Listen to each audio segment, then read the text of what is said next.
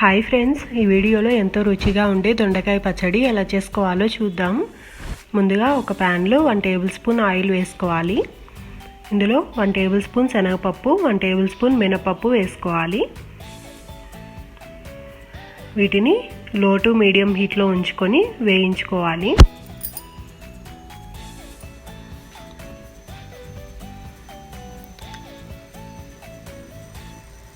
ఇవి లైట్గా ఫ్రై అయిపోయిన తర్వాత ఇందులో 10 నుంచి 12 పచ్చిమిర్చి వేసుకోవాలి. మీకు స్పైసీనెస్ ఎలా కావాలో చెక్ చేసుకొని వేసుకోండి. పచ్చిమిర్చికి ఈ విధంగా కొంచెం ఘాటు పెట్టుకొని వేసుకుంటే చిట్లకుండా ఉంటాయి. వీటిని లైట్గా ఫ్రై చేసుకోవాలి.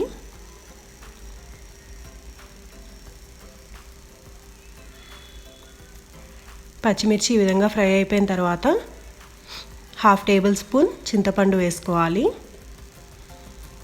చింతపండు కొంచెం సాఫ్ట్గా అయ్యేంత వరకు ఫ్రై చేసుకోండి 1 మినిట్. తర్వాత స్టవ్ ఆఫ్ చేసుకొని చల్లార్చుకోవాలి. తర్వాత సేమ్ ప్యాన్లో 1 టేబుల్ స్పూన్ ఆయిల్ వేసుకోవాలి. తర్వాత దొండకాయ ముక్కల్ని కట్ చేసుకొని వేసుకోవాలి. చూడండి ఫ్రెండ్స్, ఈ విధంగా కట్ చేసుకొని వేసుకోవాలి. నేను 1 కప్పు దొండకాయ ముక్కల్ని వేసుకుంటున్నాను. వీటిని మీడియం టు హై ఫ్లేమ్లో ఉంచుకొని ఒక 5 మినిట్స్ ఫ్రై చేసుకోవాలి.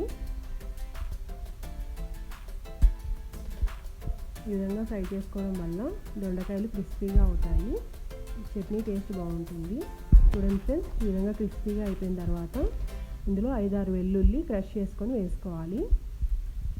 అలాగే 1/2 టేబుల్ స్పూన్ జీలకర్ర వేసుకోవాలి.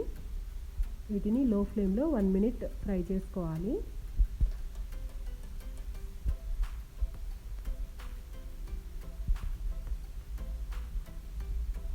తర్వాత స్టవ్ ఆఫ్ చేసుకొని చల్లార్చుకోవాలి.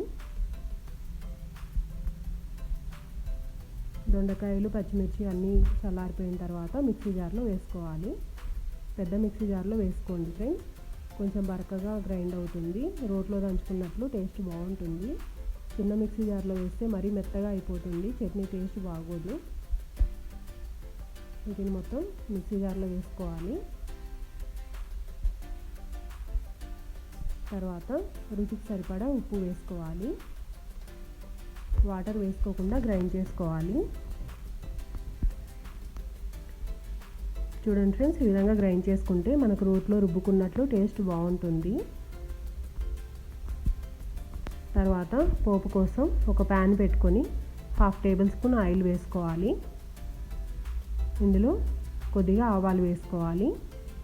తర్వాత కొంచెం కరివేపాకు, 2 ఎండుమిర్చి వేసుకోవాలి.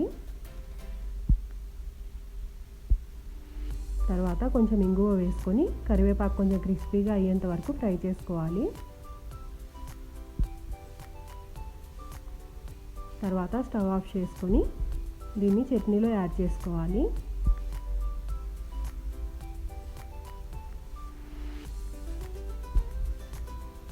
అంతే ఫ్రెండ్స్, ఎంతో టేస్టీగా ఉండే దొండకాయ చట్నీ రెడీ. ఇది వేడివేడి అన్నంలోకి చాలా బాగుంటుంది. మీరు కూడా తప్పకుండా ట్రై చేయండి. Thanks for watching friends. మీకు ఈ వీడియో నచ్చితే లైక్ చేయండి, షేర్ చేయండి, సబ్స్క్రైబ్ చేయడం మర్చిపోకండి.